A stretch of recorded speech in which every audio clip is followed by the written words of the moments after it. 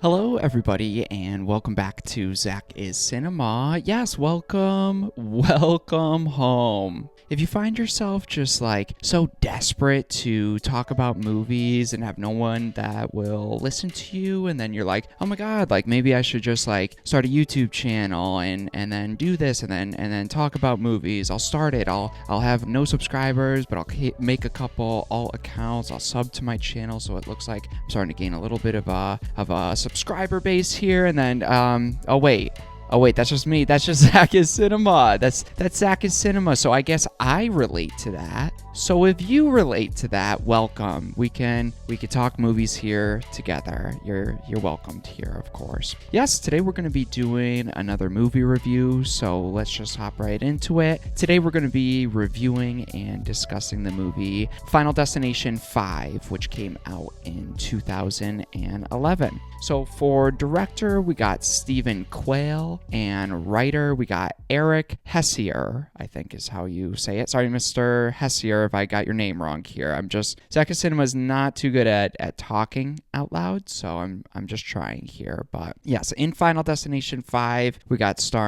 Nicholas D'Agosto, Emma Bell, Miles Fisher, and Tony Todd. So as we hop into this review, we've made it here, people. We are concluding our Final Destination franchise movie review segment here up until our new one, Final Destination Bloodline, comes out in May, I believe. So we did it. I appreciate you coming on this journey with me here. Yeah, I remember really liking this one, but really only remember loving it and remembering it for its ending. So I was definitely excited to check this one out, not only because of the great ending, but I think it's just one of those. We'll get into it here. Again, spoilers, but we'll talk about it some more. I think it's a great twist and something that really just made this one stand out a lot compared to the other movies in this franchise, and wraps it up in a way where it just kind of makes this franchise stand on its own and feel a little unique, at least in my opinion. So I think it's been a lot of fun revisiting these just because it's been so long since I watched them, and when you kind of go through this franchise, they all just kind of bleed into each other, so it was almost like I was watching all of these for the first time again. But let's start off our last one here, jumping into the review section, starting with the positives or the things that I just really enjoyed about this movie.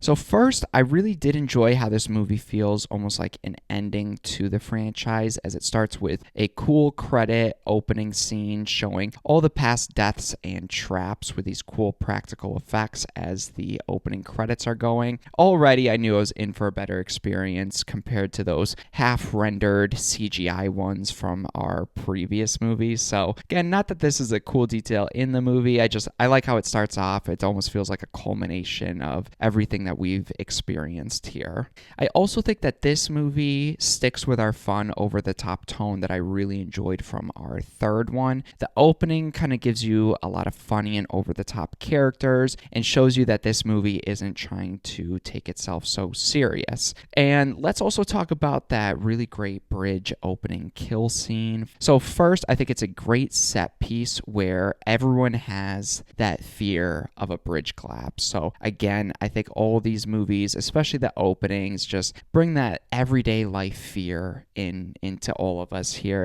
and everyone's pretty much been on a bridge and everybody's had a fear of it collapsing or going horribly wrong like it does. And I also like how it references in the movie on this opening scene that you got a couple references with Flight 180, the log truck scene, and the roller coaster, all on the bridge leading to this opening here. I think the opening is great and scary because something like this technically could happen. And I think the coolest and scariest thing in this bridge scene is those suspension wires as they all keep snapping and swinging around and just demolishing people, making them explode like gushers all throughout the bridge. I've always just, more than the bridge collapsing and me falling to my death, those big wires just swinging around just always freak me out. So I loved watching that again here in this movie. And I also kind of enjoyed how they kind of switch up our main group here in the movie. They're all coworkers who aren't like close friends, but still kind of know each other. So it leads to some more interesting dynamics where they kind of have to all work together. I like how this group feels like they have more complicated relationships with each other. Like you got the couple here, then you got also the other recent couple that are having some issues with each other. There's stuff here that helps to make them stand out a bit. Again, we'll get into the twist here, obviously, but I like how already it sets up our main guy looking to have a job in Paris, which adds more to the characters, and it's a neat little detail once you realize that this is a prequel and where things are heading here. So I enjoy our main group of people here that we're going to be following. Next here, I also love ZakIsCinema loves Tony Todd here, and we finally get him back in this movie, and it pisses me off and makes me dislike those last two movies for just excluding our boy here. So I like that he's back in here, and I love that they try to do something different with him and make him more of an ongoing presence throughout the movie where the characters get to interact with him more and he's not just there for one scene. And I also like the detail that he gives to our characters here, that one way to cheat death is to actually kill another person. It's a new scenario which our characters haven't had to interact or do before. So I love the new detail that they're bringing in this movie. And with this one, it kind of makes sense why that would work. So you don't need to set up a lot of time explaining it or giving a lot of reasons why this would work. It just it makes sense, and it makes our characters do something that they haven't had to do before. Let's get into some of the kill scenes here. So that nail scene on the balance beam is so intense, and I like how this movie goes back to building up that tension. It's all things building up to the kill over multiple scenes, and you get a lot of cool misdirection here. And again, it's showing you things in their environment that could kill them over multiple scenes, so you're not only guessing what's going to happen, guessing what's going to make them die in gruesome ways, but it's building it up properly and setting it up here properly as well. And with that balance beam scene, I forgot how cool that is, just with her doing her gymnastics over the nail on the balance beam, but it adds such great misdirection with the balance beam where you're watching it and then thinking it's Candace on it, but in reality it's another girl who actually steps on the nail, which triggers these sets of events and causes I believe the chalk stuff to go in the fan, blow in Candace's face as she's swinging, and then she swings and then like lands in that horrible way where it just it just snaps her body in half, and it makes my body cringe seeing that. So it's a really cool misdirection, and it sets up the death in an unexpected way because you think you know how it's going to play out, and it kind of does, but then misdirects you with who's doing what in the scene. So I really enjoy that one here. Again, I think compared to our god-awful fourth one, this movie kind of brings it back to being more of these everyday freak accidents that could happen. Like you're watching these scenes play out where there's a 0.1% chance of something bad happening, but death's chasing them, so it's gonna happen, but then it just kind of throws that fear into your life after you're done watching it. So after seeing this one, thank God ZakIsCinema does not need LASIK. He's got that 20/20 vision, and I pray to God it always stays that way. That LASIK scene, oh my God. Anything eye related in movies, but especially horror movies, I just that's my one trigger, I guess. Any eye stuff, I always have to look away for a second. I can get through it, ZakIsCinema can power through it, but at one point I definitely have to do, one of those, I guess. Ooh, that LASIK one. It's hard to even talk about here, but that's a really good kill scene just because, again, LASIK, something a lot of people do and something that is already so horrifying. So this movie's all right, let's play out if this procedure went wrong, because it could. I like that they finally have a character in here with Peter that actually starts to go insane with going through something like this and actually goes through with trying to kill somebody, just like with Tony Todd's character, what he was telling them to do. Like, I feel like with most of these movies, either people just believe it or deny it, and then they're fighting throughout the whole movie. But with this one, we actually get to see a character that denies it at first, sees it happen, believes what is happening, and then goes insane with that information. So I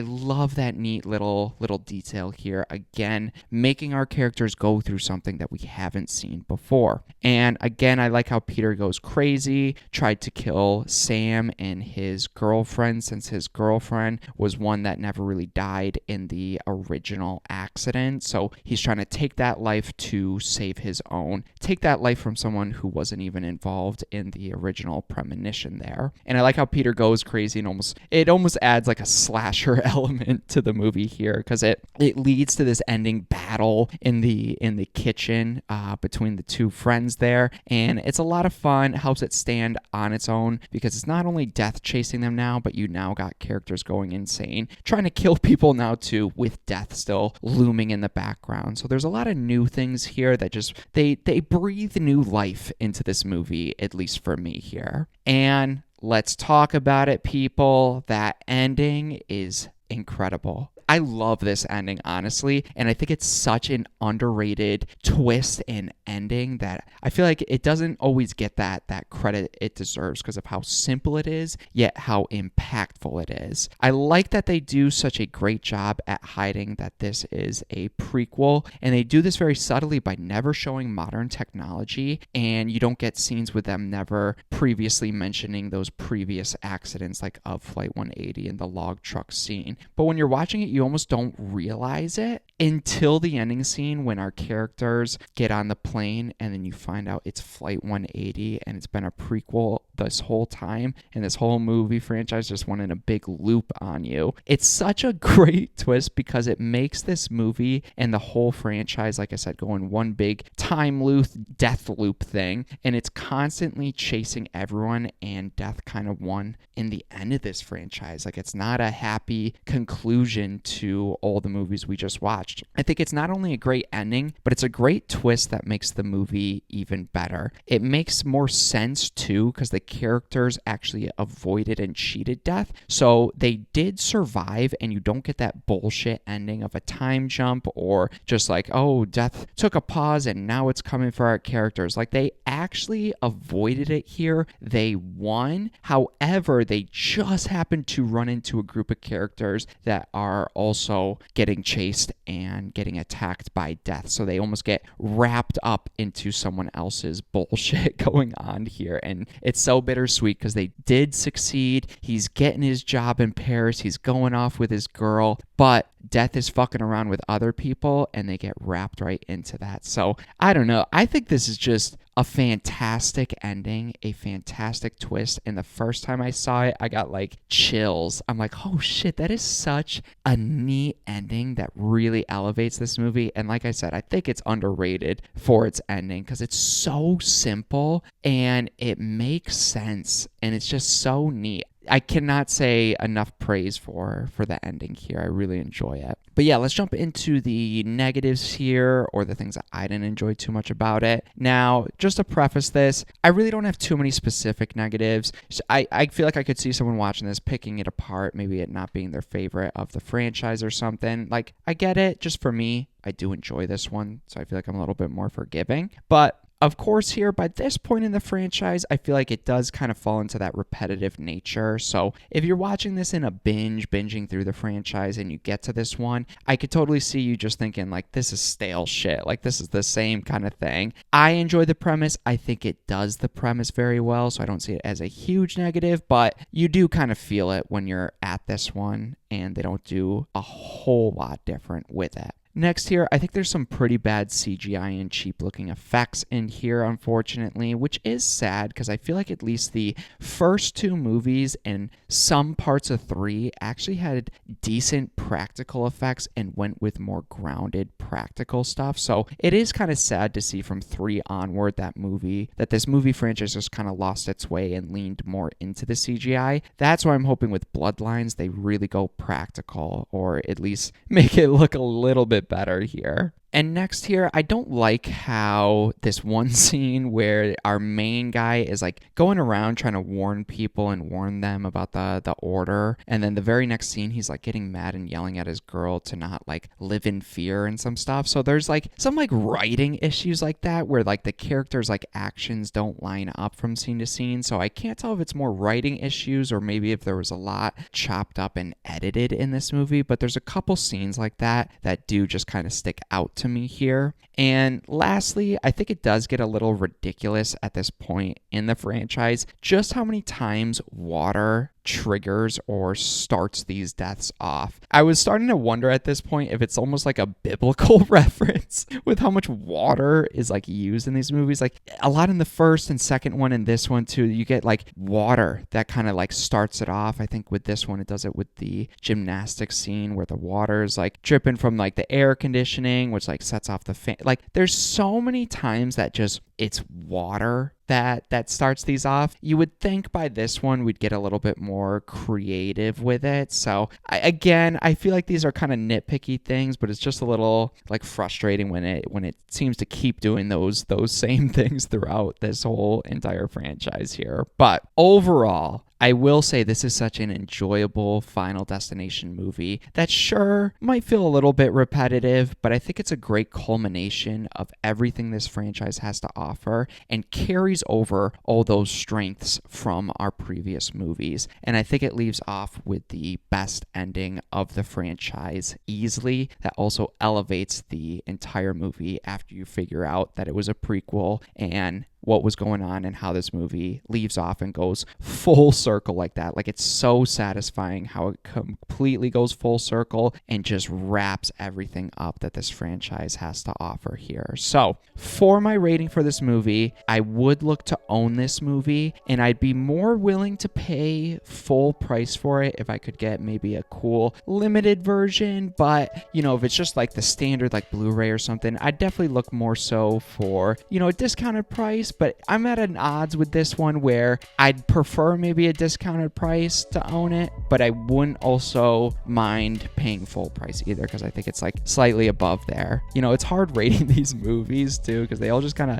a lot of them blend in, a lot of them I feel similar with them. This one I'd feel slightly more okay paying that full price, and I'd like to own this one too. So you guys have my final destination thoughts here on the Final Destination. For now, if that makes sense. Yes, you guys have my thoughts here on Final Destination 5. Let me know down below what you feel about Final Destination 5. I feel like this one kind of gets some unnecessary hate, so I don't know. Let me know what you guys think. I'm curious if I'm on an island with just like really, really enjoying this one, honestly. So let me know what you guys think. Let me know what you guys think of the ending and what you thought of it the first time that you watched it here. But yeah, I appreciate you guys so much sticking through all these Final Destination movies. Look forward to my Final Destination Bloodlines video coming out soon and then doing a whole franchise ranking. I think that'll be a lot of fun here. So again, I appreciate anybody watching my videos. Thank you so much for clicking and staying all the way towards the end here. I really do appreciate it. And yeah, look forward to more ZakIsCinema coming very soon.